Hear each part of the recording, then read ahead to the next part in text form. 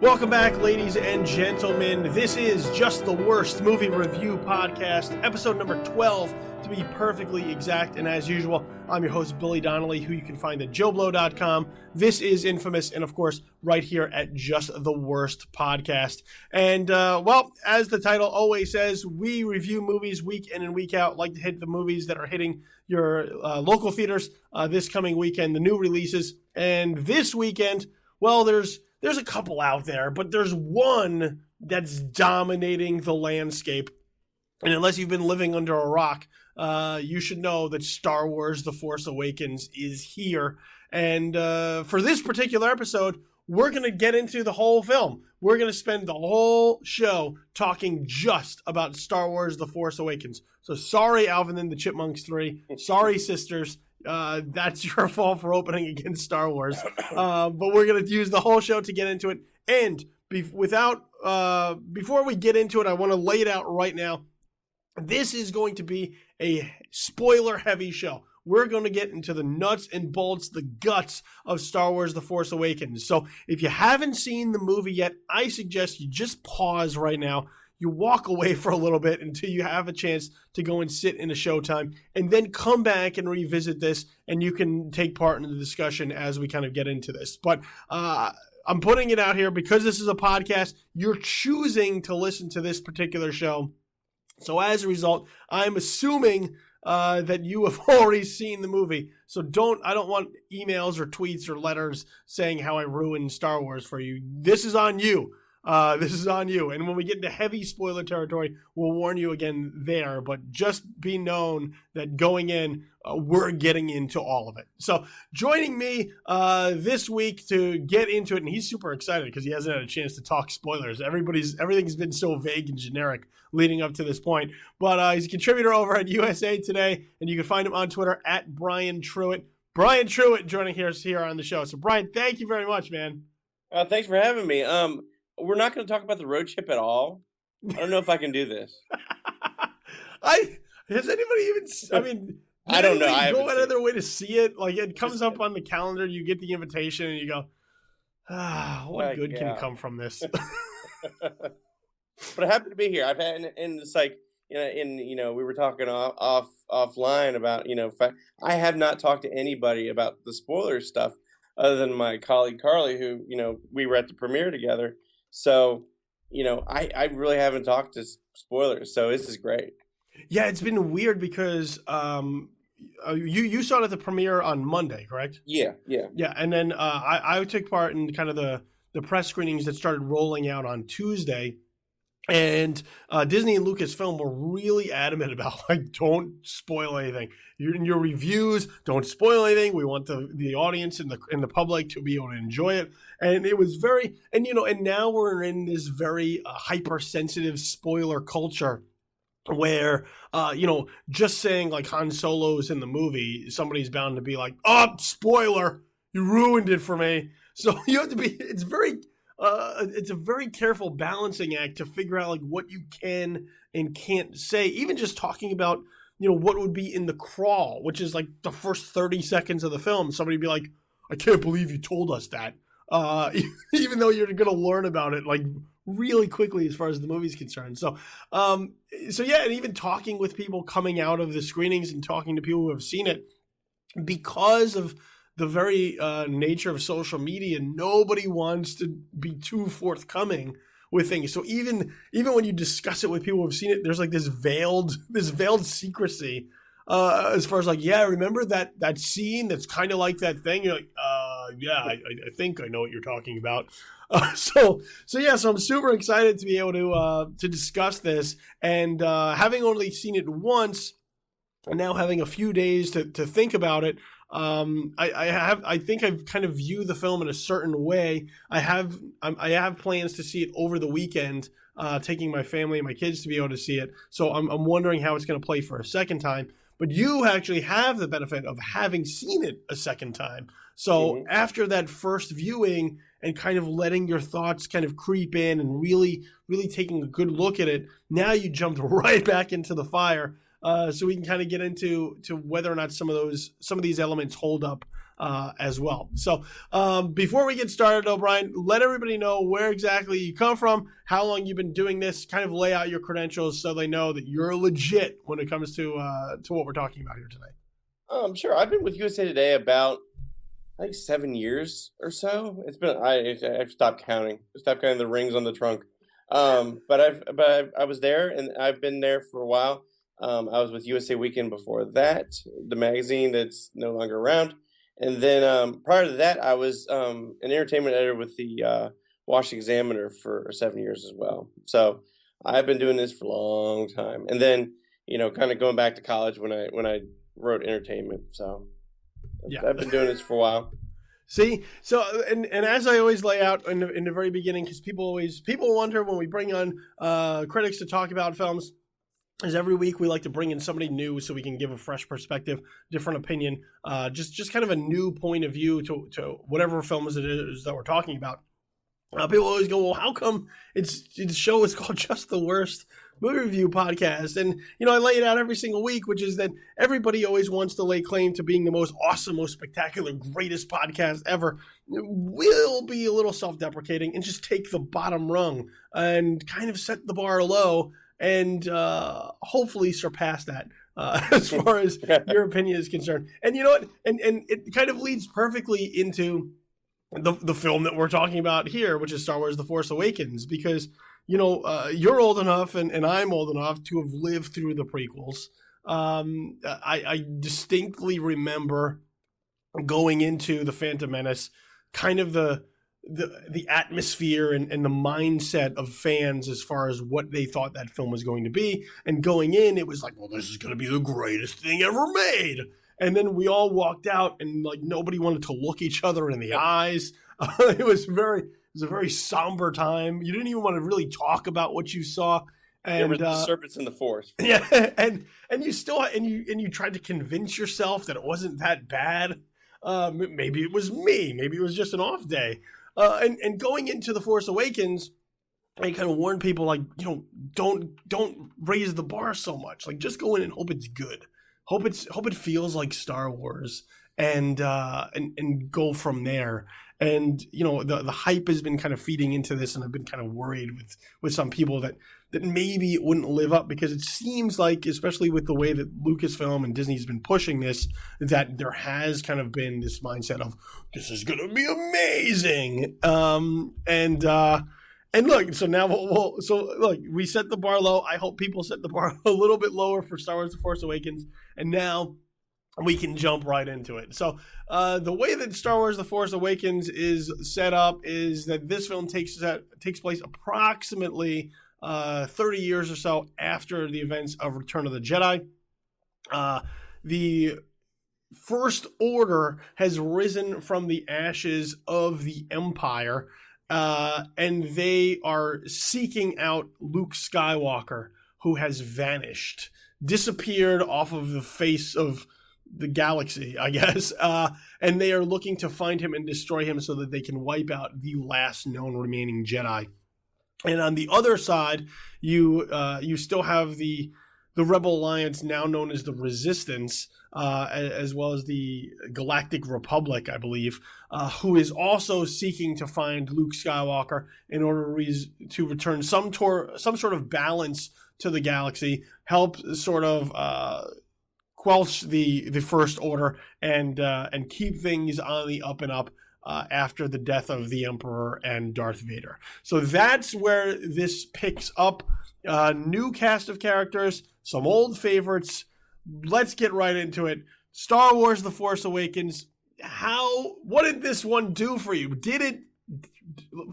Was it better than the prequels? A little.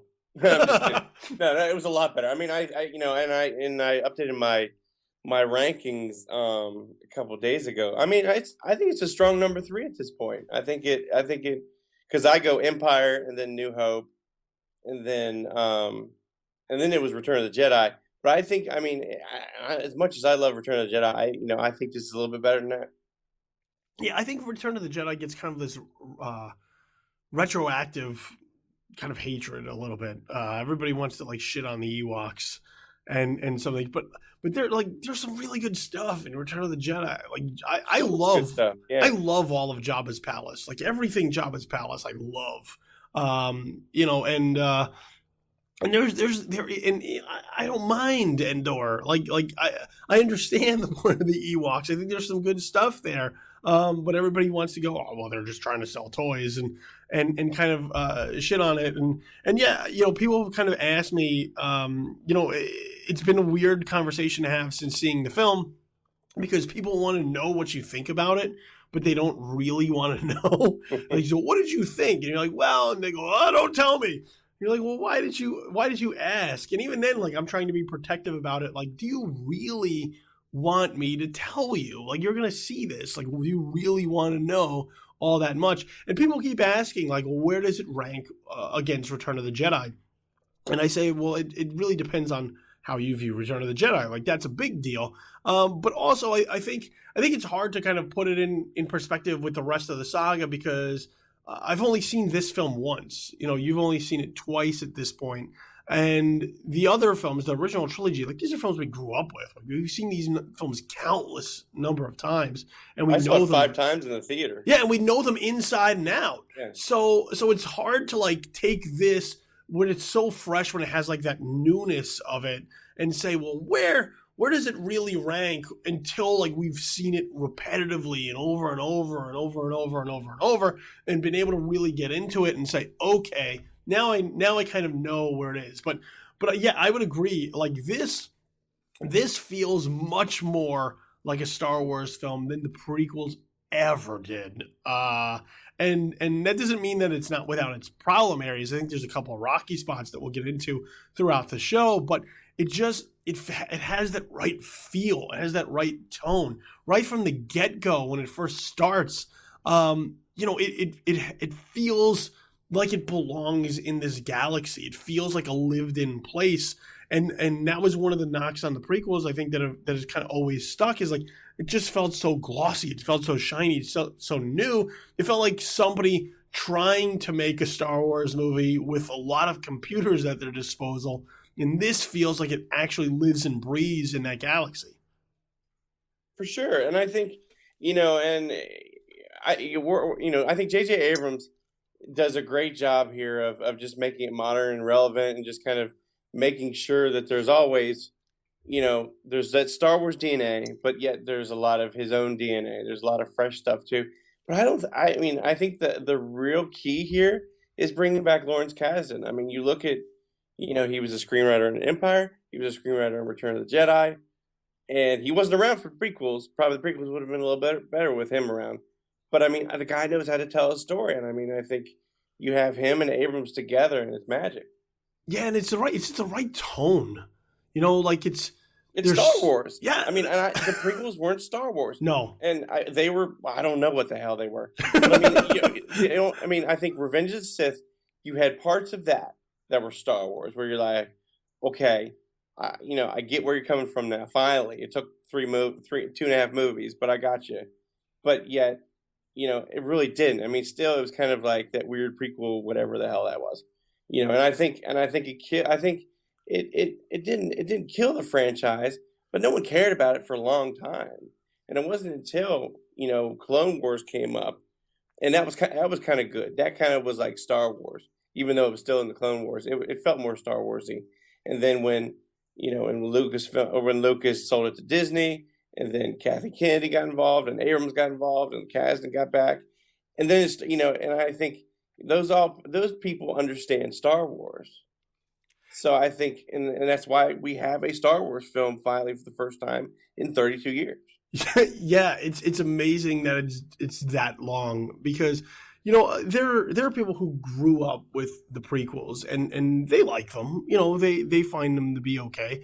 I showed them to my kids. They thought they were all right. They were devastated by Revenge of the Sith. I will say that the end of Revenge of the Sith devastated them. They were like, I'm so angry at how the Emperor tricked Anakin.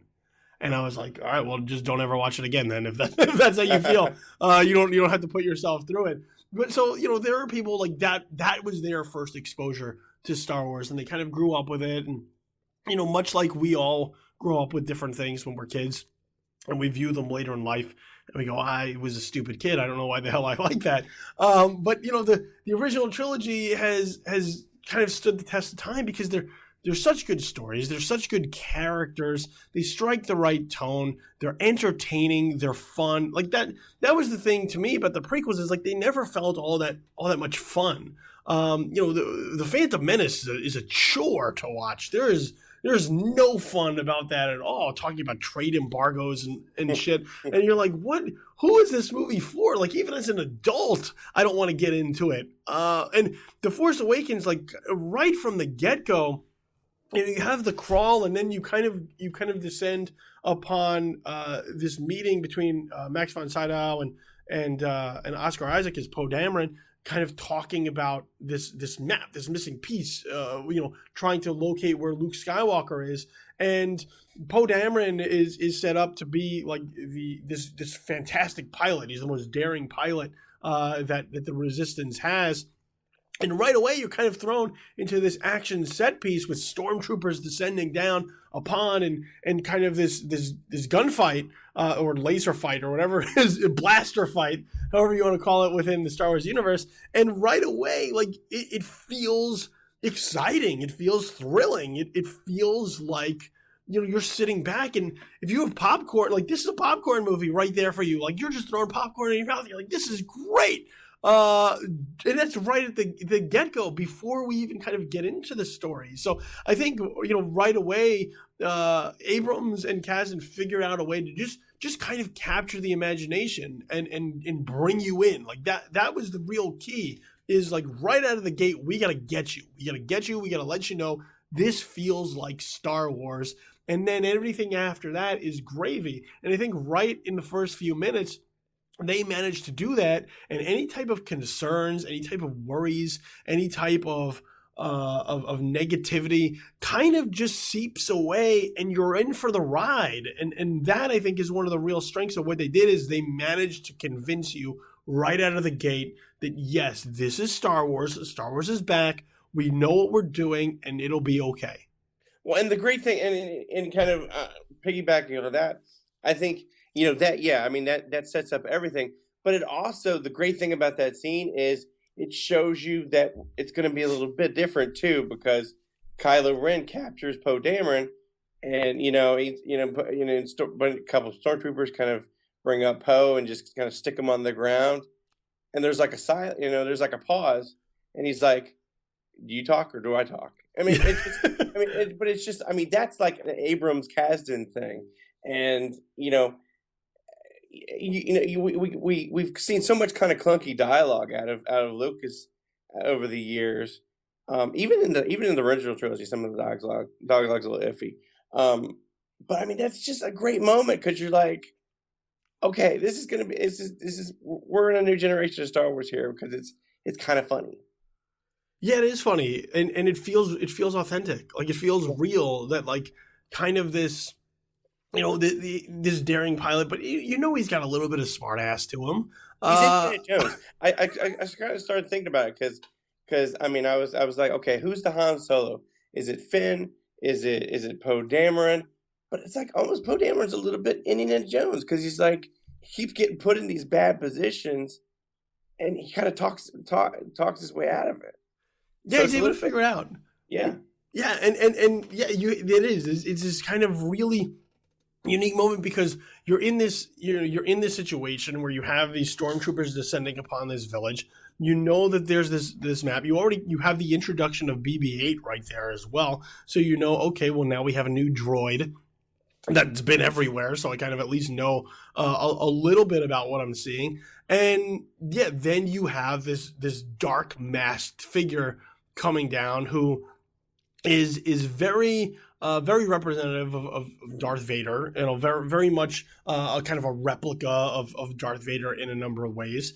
And you're wondering, like, well, how is this set up? And yeah, they capture him, they take him away, and then right there you kind of get also the impact of Kylo Ren as this new villain, because his choice at this point is to kill the whole village. they ask, what do you want to do with the village? And he's like, kill them all. And right there, you have this ruthless, cold-blooded killer on your hands that kind of, once again, kind of measures up a little bit to Darth Vader in that way, where, remembering back to A New Hope, Darth Vader didn't have any sort of restraints. Darth Vader was force choking people all over the place who didn't do what he wanted. So right there, right out of the gate, you kind of have this establishment of these new characters with Poe Dameron right there, with BB-8 right there, with Kylo Ren right there,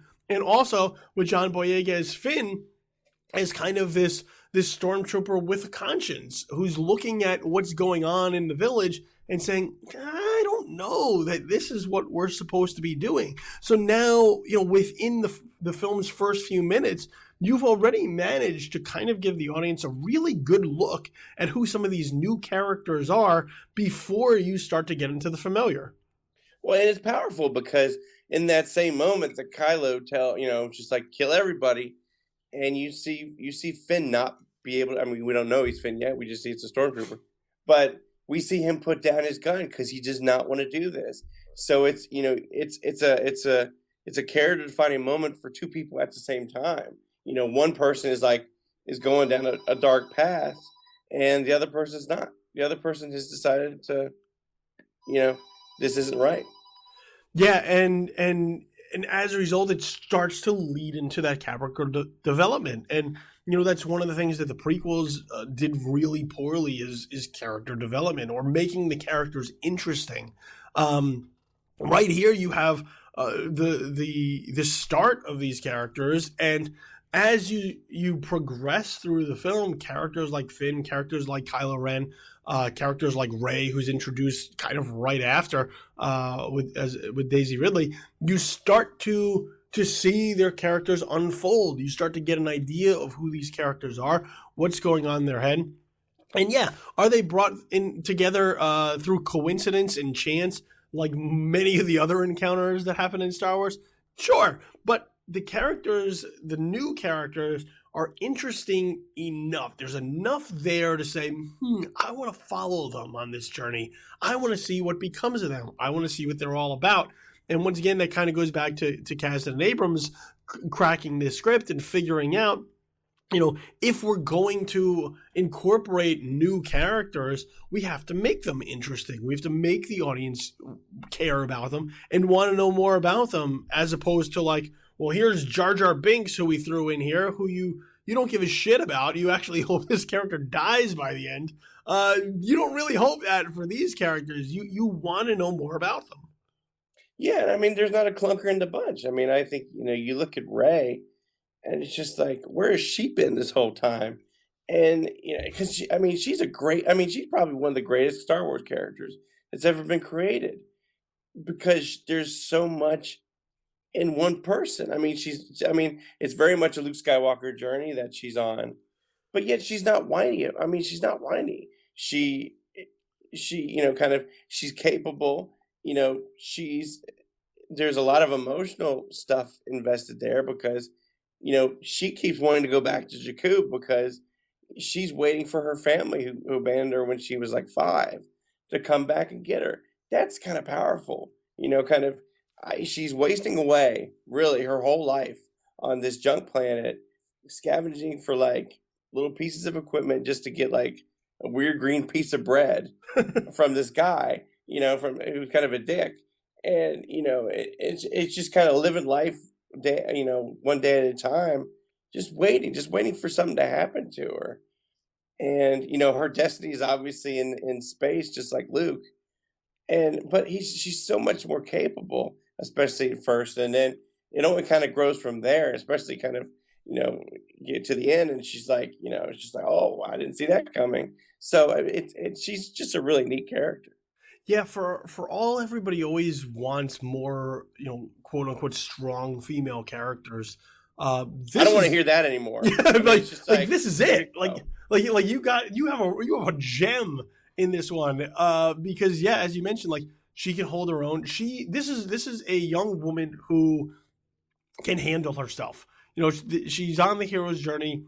And there's a whole bunch of stuff along the way with like denial of the call and coming to terms with your role and all the kind of the hero's journey blueprint is laid out in a little bit, but right out of the gate, like, yeah, this is a strong character to begin with. She's not whiny, she's not kind of uncertain of her role. There is that kind of wanting to go back to this place where now you're a fugitive, you're a target. So you look at it and you say, well, there's a hope to this character. Like, this character is hopeful to the point of kind of stupidity, but it is still a hopeful character. But she is a scavenger. She's somebody she's a survivor. She figures out to do whatever is necessary in order to make it from one day to the next. And I think that is once again, that's a strength of the character. And Daisy Ridley is coming from really nowhere and just owning this role and making it such a central piece to the point where, like, you love this character like really quickly, without even knowing too much about her. There's a presence to her, there's an attitude to her, just kind of her entire demeanor. Once again, you want to know more. You want to get into the headspace of this character and see how this character interacts with everyone else. And her first interactions with BB-8, there's a compassion there. She's used to kind of being by herself and taking care of only herself. But there's a droid here that's out in the middle of nowhere that kind of is sad, I guess, and she takes it under her wing and realizes, like, let me help protect this. When Finn kind of comes crashing down in Jakku and is spinning stories about how he's for the Resistance and he kind of needs their help a little bit, he kind of plays kind of that skeptical audience that can't believe that she's able to do what she does. He thinks as, like, the man in the situation, that he should be able to step up and kind of take care of the woman. And really, it kind of is subversive and flips it on its head in many ways by having Rey take care of the guy. Well, it's very smart too, because it's just like, after they get bombed and she goes over to see if he's okay. He's like flat on his back, and he gets up. He's like, "Hey, are you okay?" And she looks at him like he's nuts, or like, "Well, yeah, I'm fine." But it plays with that in a really kind of fun way. Yeah, there's a lot of that macho-ness kind of to him. That he should be the one who's kind of taking the lead or just kind of leading the charge here. And she's like, "Listen, dude, like, I know what's up. I can I'm okay by myself. I'll be all right. You might need a little bit more help than I do." Well, and yeah, so it kind of plays with that dynamic and flips things a little bit on its head in that regard. And John Boyega, I think, is kind of, I think he's going to be in this film kind of just, he's not, I don't think he's going to get the respect that he deserves from this, because it's such a thankless role. I think the really good stuff from him is of course kind of this stormtrooper with a conscience, like kind of playing into that and seeing, like, how, where do these stormtroopers come from? Who's under these helmets? What do they think? Are they just following orders? We have these who are kind of anomalies. So I think that's an interesting wrinkle to kind of play into kind of what we know about stormtroopers. But also, like, he is, in a number of ways, he's kind of the setup man. Like, he's a little bit of comic relief throughout. He does have some strong personality moments, but he is kind of the comic relief as we play there, because he's kind of uncertain about where he plays in this. He just knows that he was a stormtrooper. He was a part of the First Order, and he needs to kind of get as far away from that as he possibly can, because if they find him, it's going to be bad news for him. But he has a lot of comic setups for other people, to kind of play off of him. And I do think it's kind of an under-respected role, but I think he fills it well. Well, and I think a lot of people will tend to like that character in him, but I think it speaks to how across the board how good everybody is. I mean, we've talked about Daisy. Adam Driver. When I heard Adam Driver was in this movie, I'm like, oh God, here we go again. But he's like, he's fantastic. I mean, Kylo Ren. I mean, obviously, kind of, it's part of his parent, his lineage to kind of be a badass. But he takes that Vader template and again puts it on its side. He's a petulant child. If he doesn't get his way, he's gonna lightsaber the shit out of everything. Just because he's a hothead. And he's so good. Even, I mean, he takes the mask off at one point, and he's more menacing without the mask on. And it's really kind of neat to see that actor do that with that character, because it's the best Star Wars villain since Vader, I think, because I think it has touches of Vader, but it's different. I mean, kind of Vader had a very kind of like, he's going to walk very slowly. He's going to take his time getting to where he needs to be. Kylo, he's like power walking everywhere because he's like so pissed off about everything. He's so tightly wound where, Vader wouldn't ever have just kind of like gone off, just like with a hair trigger, and he does. So it's kind of fun to see that.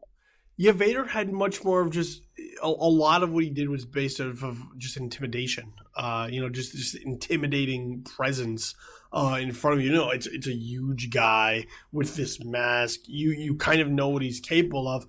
And with Adam Driver as Kylo Ren, you get a sense of what he's capable of, but there are kind of pieces of different characters. And yeah, because of the lineage, and here's where we'll get in kind of heavy spoiler territory, being involved in the bloodline of kind of the original trio of the Star Wars saga, involved in the bloodline of Luke and Leia and Han Solo, that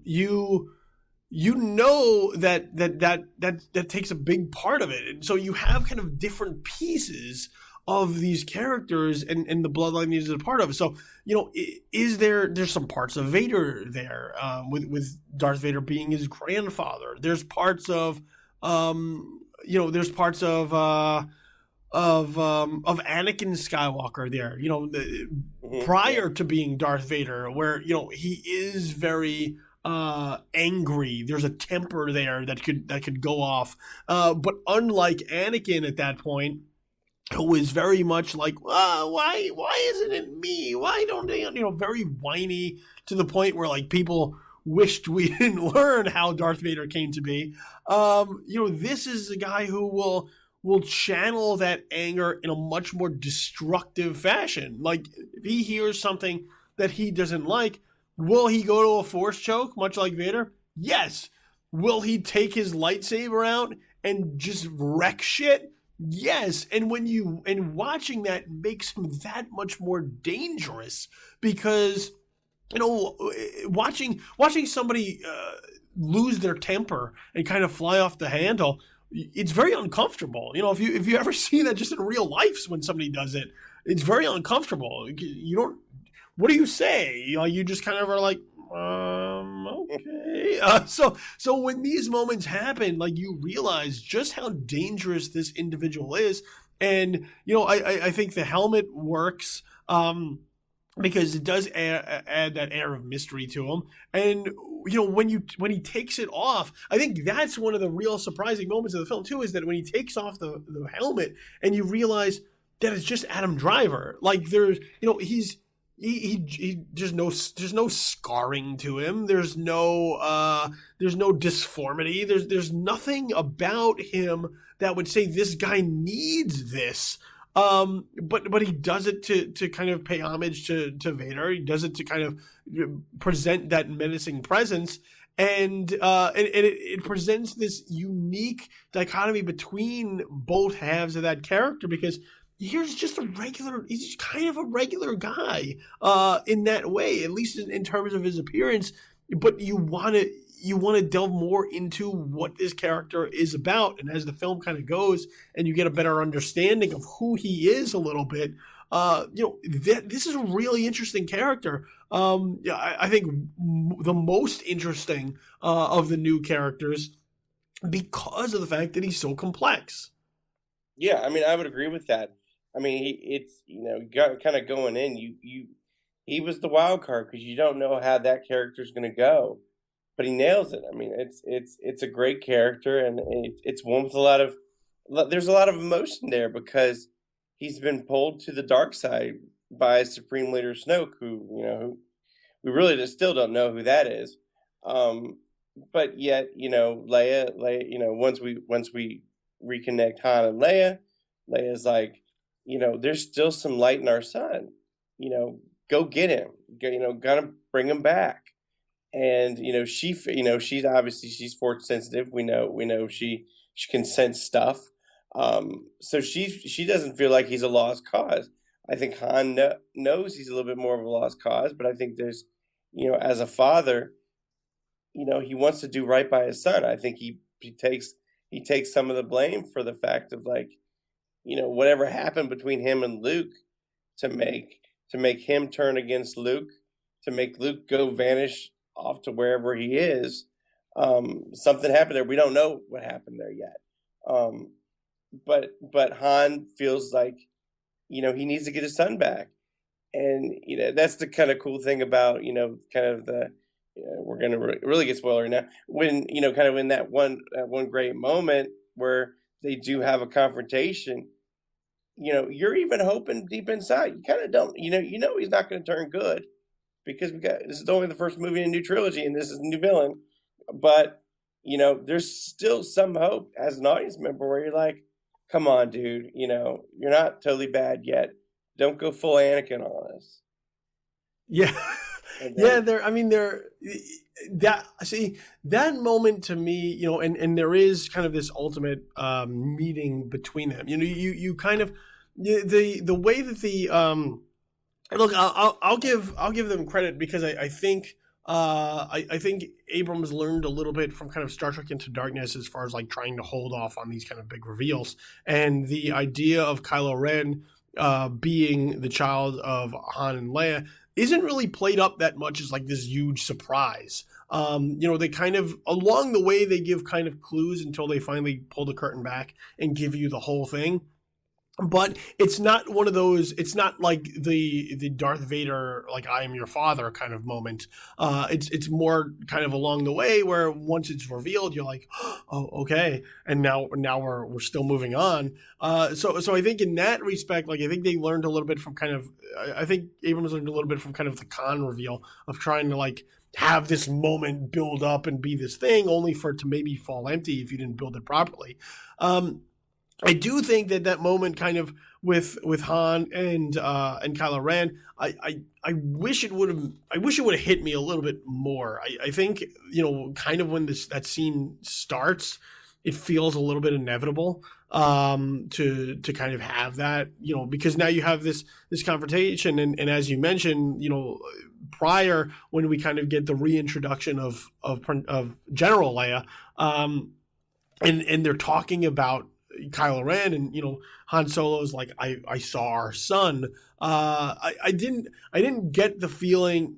I wish there was some more gravity to their conversation, a little bit more about who Kylo Ren is, and how kind of this went awry. And I realize that they're saving some of that for the future films, but I thought that the Han Kylo Ren moment, not that it rang a little bit empty, but it didn't hit as much as I would have liked it to, because once he kind of sets off on this bridge, when he calls him by his real name, and they're walking out there, and you kind of have this moment where Adam Driver is revealing that he's torn. He feels the pull of the light side, while the dark side still kind of encompasses him. But you kind of know where this moment is going to go and where it's going to happen. And then I think even after that, there's not a lot of dwelling on it. Like, everybody just kind of yells out like, no, and they're angry that it happens. But then they don't.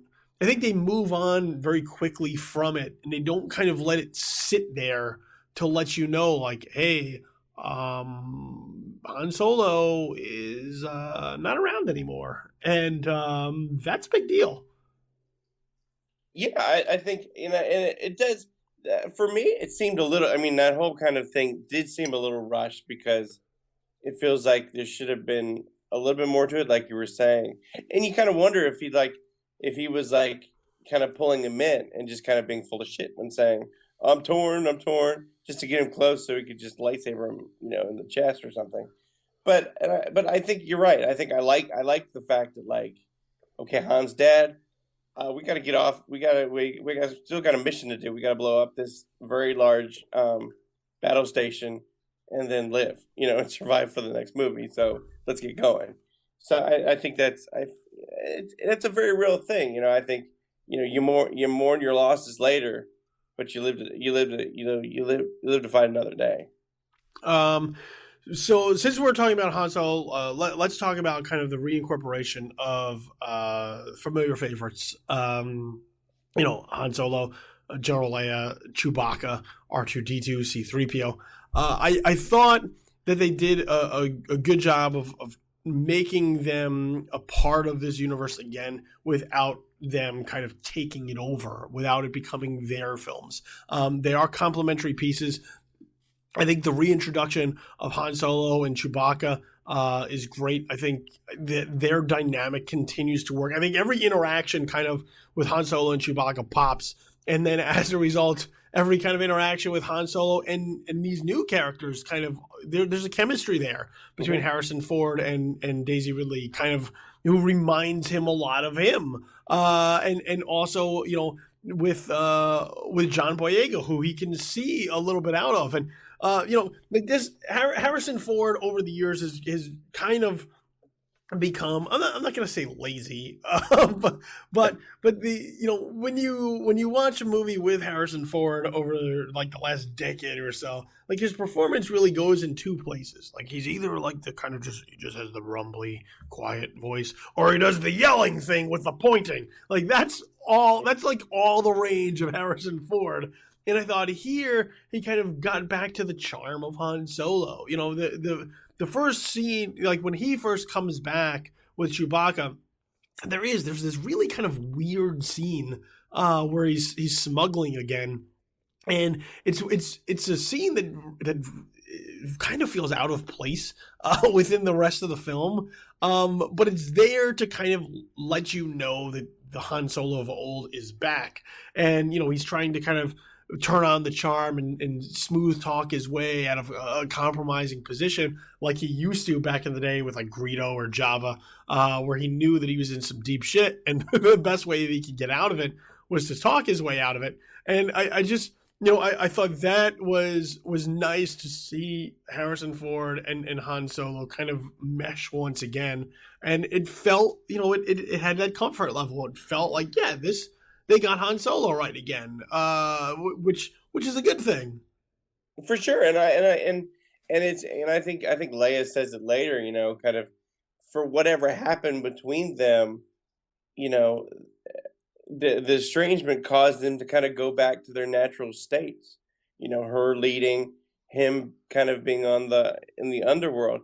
And I like that. I like the fact that, like, both these people, we spent a trilogy of movies with them, as they grew up as people, but yet, it's very human to, like, when something bad happens, something tragic, and something that really shakes your life up, to kind of go back to a more primal place, to go back to something, even if it's not great, to kind of go back to somewhere more familiar.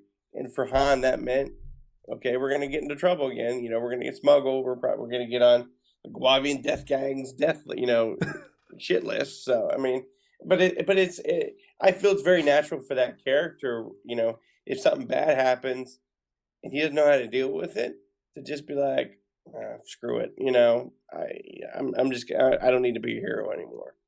Yeah, I mean, there's these cool moments with him though, like with Han, like this. So many cool moments. Like with this being kind of the swan song of Han Solo, like he does really get a lot of cool things to remember him by along the way. Him being able to use Chewbacca's bowcaster for the first time, and being like, I like this. This thing's awesome. Those are cool moments. him kind of talking to Daisy Ridley and letting her know, like, well, I could maybe bring you on as a crew member of the Millennium Falcon. If you were interested, doesn't pay much, but there's this kind of like, he's assuming this father figure role a little bit towards somebody that he sees a lot in, much more than kind of he saw with his own son, who is now ventured into the dark side. And then there's also these moments with John Boyega where he's kind of informing him of like how the world works. Like, hey, you got this woman here. Like, don't kind of be a jackass about it, because I was once a jackass about it, and I'm a little bit wiser. I'm a little bit older. I know a little bit more. So there's kind of that passing of knowledge on from one generation to another that I think kind of rings true with the whole saga and how it works. We're older guys who, like, we're gonna pass these films on to kids who, like, Star Wars is going to become a big deal for them. Like, it's not just ours anymore. And I think that kind of embodies, what Harrison Ford does with Han Solo in a number of those moments, is that it's not his story anymore. These aren't his films anymore. These are films that are going to belong to Rey and Finn and Poe Dameron, and it kind of works within the whole context of the film.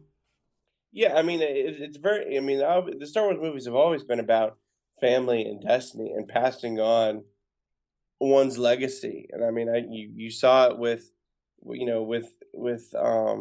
the original trilogy, Anakin wasn't around. He was quote unquote murdered by Darth Vader. So Obi-Wan, passes on a torch, in this case, a lightsaber to Luke, wants to teach Luke how to become a Jedi. And then kind of, it's always been about what comes next, kind of what is your destiny. You're not, I mean, it is up to you to make your own choices in this life, and it's always been about that. So kind of when we see how everybody shakes out here, I mean, you see Finn doesn't want to be in the First Order anymore, so he would rather get the hell out of Dodge. But when the chips are down, he's going to help somebody. He's going to help Poe. He's going to get a TIE fighter with Poe. He was going to go, swindle Han Solo and Chewbacca to get back to Starkiller Base so he can save Rey, and Rey too. I mean, kind of, she starts seeing more and more. I mean, she learns from Han Solo, Luke Skywalker is an actual person. He's not a myth. He's not a legend. There is a Han Solo in the world. There was this great battle between the Rebel Alliance and the Empire that she's only heard stories about because she's on a desert planet somewhere. And then, you kind of see her, the keys to the Millennium Falcon are given to her. I mean, it's a literal passing of a legacy to the next. And, with the lightsaber too, and both the keys and the lightsaber. And now she's going to go off and she's going to have a venture. I would have liked a little bit more Leia. I will say that. I would agree. I think Carrie Fisher is kind of underutilized, and once again, like, this from the original cast. This is much more Han Solo as a major part than anyone else. But I think she's kind of just brought in, to kind of set the table a little bit for that that confrontation between Han and Kylo Ren, and there's not as much to her there as I would have liked. I would have liked there to be a little, and there's that great, there is this kind of great meeting between Han and Leia where, like, that they haven't seen each other in a while, and then, like, C-3PO pops up, and then once again it strikes kind of that right Star Wars tone. But I think I would have liked to see a little bit more out of her, kind of like what she's been up to, where she's been, how she kind of factors into this a little bit more than, like, well, she's still involved in the Resistance, she's still there, and as we mentioned, this bad thing happened in her family, and they kind of go back to their corners, what they know. But I don't feel like there was as much interesting in where General Leia is at this point than there is in where Han Solo was. Yeah, I agree, but I think it kind of comes down to the storytelling they want to do. I think you mentioned it's Han's swan song. so we want to spend as much time with him as we can before he gets a lightsaber in the chest. And I think he needs to be the one who, who puts Rey and Finn on a good path. I think we'll see more Leia in the episode 8. I mean, I think we have Rey, and I think we're going to see more Luke, obviously, because Rey and Luke are going to have a powwow, probably do their Dagobah thing, on some island somewhere. Kylo's going to go off and learn how to be, a more destructive warrior. But I think, obviously the Resistance is going to still have to fight against the First Order. So I think you have Leia and General Hux on opposite sides. So I think there's going to be more story there for Leia probably in episode 8. That I think they're thinking long term. I think they're thinking, you have these characters. They have another 3 movies to tell. But Han's doesn't have long for this world, so we got to get as much of him in as possible. Yeah, I would agree with that. It's just when she shows up and then it's very fleeting. I mean, you're right. Totally. You take a little bit of notice and you're like, I wish she would have stuck around a little bit longer. Let's get into a little bit of kind of the iffy stuff that I found kind of in Star Wars, and you can agree or disagree as much as you want. But in watching the film, and it didn't really hit me until afterwards. Like in it, like here's the thing about The Force Awakens: when you're watching it, you're in the moment. Like it's great in the moment. It's really fantastic in the moment. I think it's when you step away from it and you kind of look at it from a distance that some of the shine starts coming off it a little bit. And that's why I was curious, having seen it a second time, whether or not some of that shine comes back once you're in, like while these things are in your head, but while you're in it.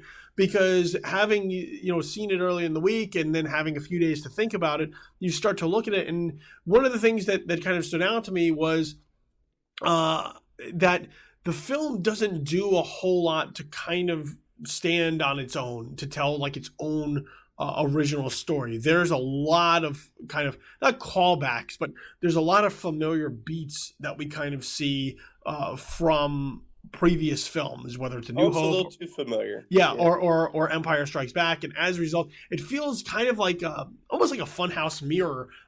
So like it's there, it looks the same, but like it's a little bit different, not in a bad way, but once again, like there's a droid that everybody's seeking to capture because it contains vital information. Star Killer Base is just another Death Star, even though they claim it's not another Death Star. It's pretty much another Death Star. You have Maz Kanata, who's kind of like this Yoda figure in a number of ways, in a very strange way, because she is, but she's not. Kylo Ren is very much Darth Vader. Supreme Leader Snoke is very much the Emperor. So there's a lot of these things that they're very familiar elements, and that's not necessarily a bad thing, because like I love the original trilogy, but I wish there would have been a little bit more of freshness to it at times, that it didn't feel so much like something I've already seen before, but it felt like a step forward, something new, a different adventure moving forward in the saga. Yeah, I mean, I agree, and that was kind of, if there was anything I didn't like about it, or didn't like as much, I think it's that, because it did seem a little bit, like you mentioned, there's a funhouse mirror thing. There's too much, it seems a little bit too familiar, not to an annoying way, but just kind of like, because I like these story beats. I've spent time with these story beats, so they're okay with me. But I started to think about it, and for a new, he's smart. Abrams and Kasdan, all these people, they're smart because they know they're also making this film for 11-year-old kids, just like JJ was when he first saw this. So what do? You kind of go back and you use the formula a little bit to you use it to get more people in. It's worked once, it's going to work again. Excuse me. So I get what they're doing. For me, I've seen these movies 50 bazillion times. So I've seen, I know the story beats well, and they still work on me because of the nostalgia factor a little bit. But I get where they're coming from too, and if it works, awesome. Because it worked 40 years ago. It's probably going to work again. Certain things, the fact that like, Hux and Vader are just like, or Hux, excuse me, Hux and Kylo are just like Tarkin and Vader. Yeah. Two guys who just don't like each other, but they kind of have to work together because everybody's got to keep Snoke happy. And so it's there's a lot of things like that. But when Star Trek Into Darkness came out, there was a lot of people being like, "Oh, this is just fan service to Wrath of Khan. He's just doing the same kind of story beats, but maybe twisted a little bit. Just you're harping on that too much." And I think maybe he did a little bit, but with this, I think he does it just enough where it's not annoying, but it still harkens back to something but yet he's got enough freshness, so there's always something different enough about it where it works. Well, I think he disguises it better. Into Darkness was like pretty overt with like all the callbacks to Wrath of Khan. Yeah. To the point where like you couldn't not know them or not see them if you've ever seen Star Trek 2. I think here he disguises them a little bit. It feels like deja vu. Like you look at it, you go, this feels familiar, but it's not quite the thing. It reminds me of the thing, but it's not quite so much the thing. And I think that's where they're able to kind of pull it off, is that in the moment you don't really fully recognize it. Once again, it's only until you're at kind of arm's length that you look at it and go, this feels really familiar. And then you could kind of start lining up the films against each other a little bit and going, okay, well that's kind of like that, and this is kind of like that. In the moment, because you're along for the ride and they're able to disguise it pretty well, it's not so bothersome. But yeah, I understand. Like they're at the point now where like, if it's not broke, like why fix it? Like it worked once, like everybody loved it. Let's go back to what everybody loved, because we tried something different with the prequels and everybody fucking hates those movies. It worked. So let's go back to kind of, let's do what we know. Let's do what we know. Let's do what we know that people like and go from there. I would have just liked them to take a little bit more risk and do something that stands on their own. Now, whether we're going to get that with 8 and 9, I would hope so, because if we wind up at the very end with Kylo Ren in a funeral pyre in Ewok Village, I'm gonna feel let down. If that's the overall arc, if they take Supreme Leader Snoke and they throw him off a bridge in the middle of Star Killer Base 3. I'm gonna Star Killer Base. Yeah, I'm gonna feel kind of gypped. So I would hope that moving forward through episode 8 and 9 that they are able to kind of veer off and do something different, and that we don't just have this dynamic of kind of Luke Skywalker and Rey being once again like where Luke just speaks in like cryptic passages as Yoda kind of passing along his knowledge. I hope there's something fresh to that dynamic, so that once again these films feel like something else. I don't want to feel like it's a retread again. In order to kind of cash in on Disney spending $4 billion on this franchise, I would like it to be kind of a new continuation of the saga that tries to do something a little bit different. Yeah, and one other thing that I was it didn't bother me, but I kind of wondered what was up with it was when Rey kind of picks up Anakin/Luke's lightsaber, and all of a sudden she's like propelled into this weird kind of like dream world where you get to see some of her backstory, you get to see other things that are happening, you get to see the future a little bit, and it's just kind of like this phantasmagoria of like stuff. It's like weird altered state. He has like these really clunky visions. Yeah, and we haven't seen that before, and the lightsaber's never done that to anybody, and we've really never seen the Force do that. I mean, we've seen people tap into the Force like Yoda, looking like he's sniffing something, where he's like looking, where he's sensing something bigger or whatever. So we've seen people tap into the Force, but we've never actually seen it happen, visually. So that was, that threw me for a loop. It worked better the second time, but initially you're just like, whoa, I didn't see that coming. Yeah, the first time you're kind of like, what the hell just happened? Yeah, exactly. Yeah, and it's tough to kind of make sense of it because, yeah, as you mentioned, like you don't really get that. And I thought that the whole Maz Kanata kind of watering hole, like kind of Mos Eisley Cantina light situation. Yeah, Once again, yeah, another duplicate. I thought that was kind of just a strange sequence, because here you have this kind of this new character, and it's Lupita Nyong'o in kind of mocap, and she's all she really does is like she just kind of runs this watering hole. Like, this is where like people come and hang out. You know, it's kind of like the cantina, except like with probably slightly better clientele. And here I feel like there's a lot put into this character. It feels like there's like two characters kind of smushed together. Because for somebody that kind of is just holding down this safe haven for people to kind of, kick back and have a few drinks, she knows an awful lot. She has a lot of knowledge to kind of pass along that doesn't really feel like it would go with that character. And as a result, like that whole sequence, once again, kind of with the introduction of the lightsaber and this vision kind of montage, it felt not set up well at all. And it does kind of throw you for a loop as you try to make sense of it. But I never got the sense that this character in this moment would have this much important shit to say, as far as like propelling things forward towards the third act. yeah. And I mean, how did a lightsaber that got thrown down a hole on Bespin end up in this weird little pirate's castle? Who knows where? Again, that's might be a question we get answered in episode 8 or something. Yeah, it did seem like it was a little too. I don't know what I want to say, but things lined up too well for that. Where it just so happened that like Anakin Luke Skywalker's lightsaber is downstairs and is calling to her. This person who just happened to walk in.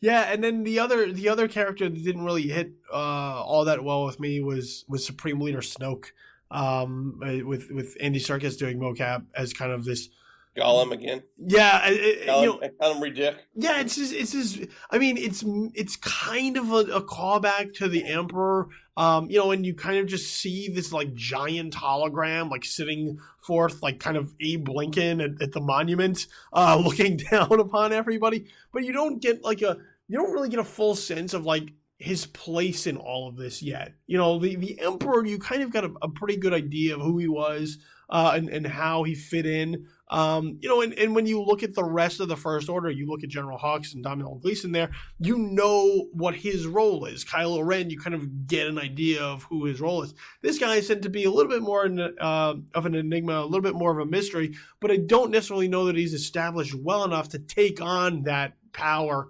right away. Like the Emperor in the very beginning, like they at least kind of teased him and built him up to be this mysterious guy until he became, this huge, powerful deal. This guy, they kind of just throw into the fire, and I don't know that he works as well as they think he does. And that was just another kind of character that I think that's where the comparisons for those earlier films started to get in, is that I looked at this guy and I was like, hey, they're kind of just trying to make another Emperor. And I don't know that he's that guy.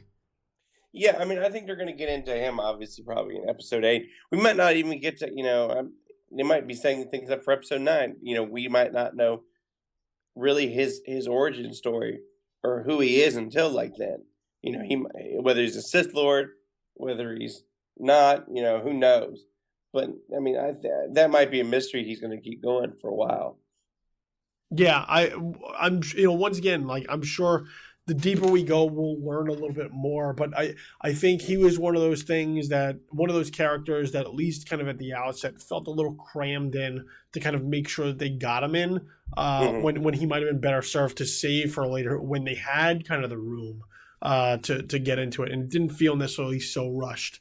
I think there are some great moments in this film. Once again, to feel like Star Wars. I think Rey has like 2 absolutely killer moments that right out of the gate like feel like classic Star Wars. Like these are moments that like you're going to remember, and they both dip into kind of her beginnings of harnessing the Force and understanding that she kind of has some type of propensity to be able to use the Force. And one is her first interaction with a stormtrooper where she's able to use Jedi mind tricks, which is a great moment. And then and look and this is where I speak to, going back to the Han Solo moment, where like the Han Solo thing like should have probably hit me harder as somebody who's been around Star Wars for a long time. That one didn't get me. Like I expected kind of going in at that moment that it would hit me, but I didn't think the story was constructed well enough to like turn on the waterworks. But when we get to kind of the lightsaber battle at the end, kind of in the snowy forest, where Kylo Ren is showing some dominance, and Daisy Ridley gets to call upon the Force to bring the lightsaber to her and fire that bad boy up and wield it. I got choked up in that moment. Oh yeah, that moment happened, and I was like, "Oh shit, it's happening!" and I think that's one of those moments that like that's going to be something that I think new audiences of Star Wars remember forever. I think old fans of Star Wars, like that's going to be the one that they point to when they look at this movie and they go, "Yeah, that's Star Wars right there." And those are two moments where I think they just fucking nailed it, like as dead on as they ever possibly could have, to let people know that like, yeah, this is Star Wars and it's back. Yeah, I mean, I think it's going to be the defining moment of this trilogy because, I mean, there had been some, and I still tried to stay away from spoilers kind of leading up to it, but I mean, Harrison Ford said something about on Twitter about how Kylo and Rey would have a sword fight. So I figured it might be something where Rey picks up the lightsaber and just starts, like Finn does. I mean, Finn's got some weird lightsaber skills for being a sanitation worker at the First Order. But we'll let that slide. He's pretty good at it. So I figured it'd just be like, something happens to Finn, Rey has to, pick it up and and fight off to save the day. I did not see that coming. I did not see like, oh, well, she's a female Jedi. Okay. I didn't see that coming at all. I mean, maybe if I paid some more attention to things, I might have. And they kind of hinted at it when he's like, oh, the Anakin Luke thing speaks to you. And then when she did the Jedi mind trick.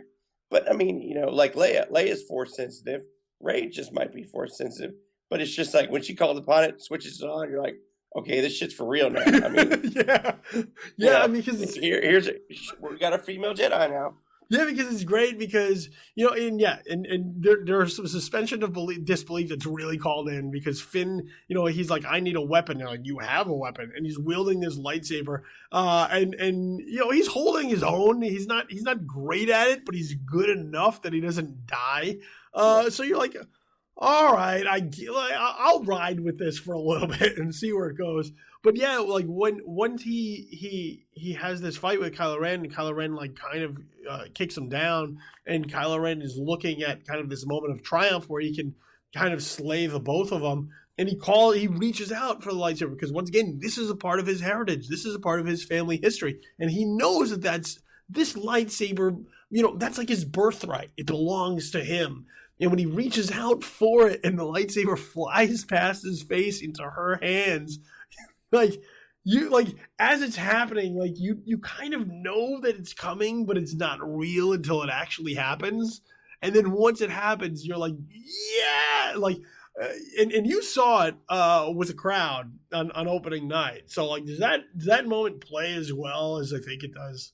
Oh yeah, for sure. And actually, it's interesting. It played better at the premiere than at the a screening last night among like civilians. I mean, it played really well among like media folks and celebrities and stuff really well. And I thought that was kind of interesting because I mean, I think those people are like jaded to the extreme, but yet they see how cool it was too. Yeah, I think that's the crowd rousing moment right there. Like that's the one where I think people are going to absolutely lose their shit for good reason. And yeah, I think that is the kind of the defining moment of this film, and it kind of sets the pace for where we're going, which is we're gonna have this young female Jedi in training moving forward, and where this showdown is coming. Like oh yeah, episode 9. Yeah, where episode 9 is Kylo going. versus Rey 2.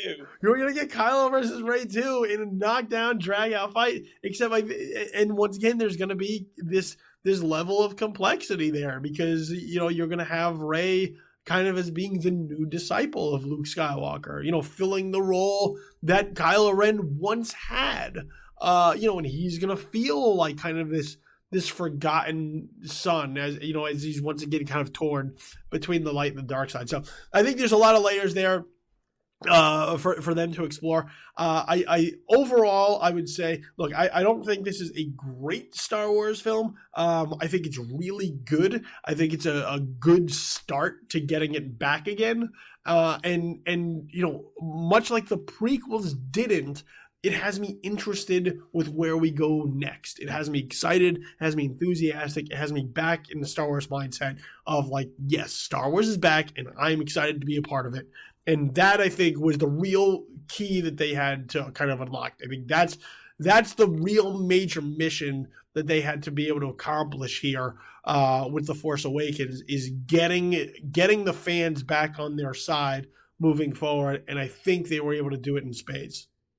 For sure, and he didn't answer every question. He answered some questions, left a lot of things unsaid, brought up a lot of other stuff that we'll be speculating for the next year and a half. And I mean, it's smart. I think they know their fan base. They know these people are just going to be like people like us are just be like talking about this, for days and days and days. And the movie just came out. I mean, we got another year and a half of stuff to think about. So they know what they're doing. Yeah, and it feels good. Like that's only what it does. Like after the prequels, like it didn't feel like this. This feels good. And that I think is the important thing when it comes to Star Wars. Is like Star Wars should make you feel good, should make you feel entertained. It should make you feel kind of like a part of this community that gets it with you. And I think they were able to tap into that and pull it off. And I'm excited moving forward. And we'll see where we go with episode 8 and episode 9. But I think this was the right way to get it started, and they did it well. Yeah, I think it was important for them to come out of the gate strong with a new trilogy, so that it wasn't going to be Phantom Menace 2, and they did it. I mean, and hopefully episode 8 and 9 are just even better than this. All right, so to recap, I think it's pretty unanimous here. Star Wars: The Force Awakens. This is one that you should see, you need to see. And it's not going to be like the prequels. So you can at least rest assured going in that it's not going to be like this. I think you're going to really like it. You may love it like right out of the gate, but I think it might start to dip a little bit. But as you go back, like I said, in the moment, I think the things that I found problematic with it and that you may find problematic with it, I think they are easy to overlook in the moment because it is fun and it does feel like Star Wars. So before we go, Brian, let everybody know where it is that they can find you on the interwebs so they can keep up with all your work. Yeah, I'm on Twitter at Brian Truitt, Truitt, and you can always find me at life.usatoday.com.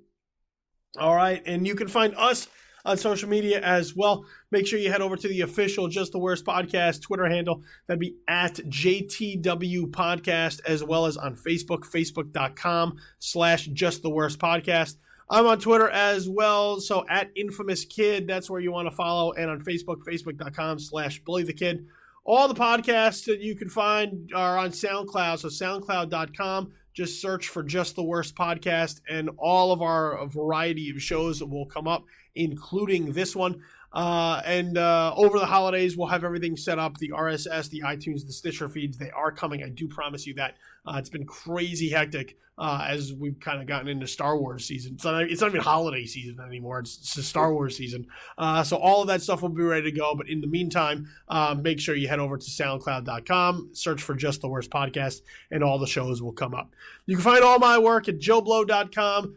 This is Infamous on YouTube, as well as right here here. Just the Worst Podcast. And that's it. That's the show. And I know you're going to be busy all weekend, probably watching Star Wars The Force Awakens 3, 4, 5, 6, 7 times. So if you made it this far, hopefully you saw the whole thing. If you haven't, I'm not really sorry that things were spoiled for you. You were forewarned.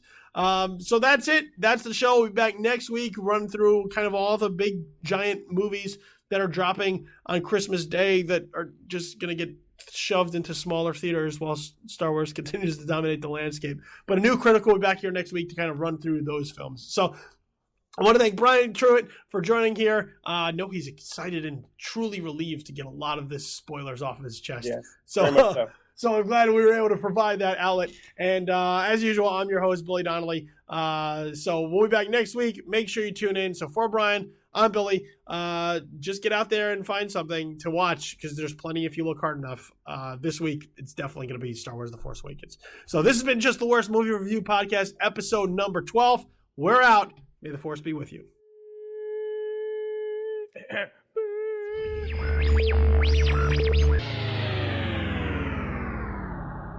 Just the Worst Movie Review Podcast, episode number 12, has been a presentation of Just the Worst Podcast Media.